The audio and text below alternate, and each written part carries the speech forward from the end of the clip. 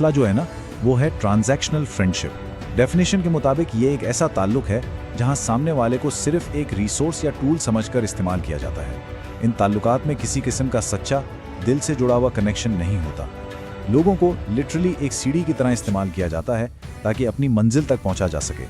खैर, आगे बढ़ते हैं और देखते हैं the root of deceptive behaviour. आखिर इन फरेबी रवैयों के पीछे असल नफ्सियाती वजूहात क्या छिपी होती हैं? खुलकर बात की जाए तो इन मैनिपुलेटिव रवैयों की 3 बड़ी वजूहात होती हैं: डीप इनसिक्योरिटी, इंटरनल शेम और द नीड फॉर कंट्रोल।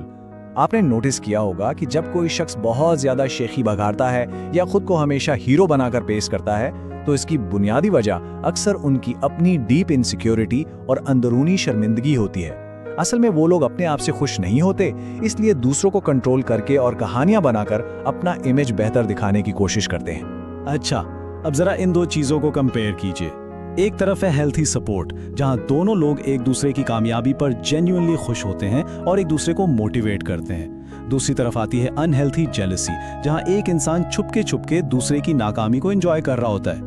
ये जो इनसिक्योर लोग होते हैं ना, ये दूसरों पर कंट्रोल कायम रखने के लिए गिल्ट या एहसास जुर्म जैसे जज्बाती हथियारों का इस्तेमाल करते हैं ताकि आपको आगे बढ़ने से रोक सकें।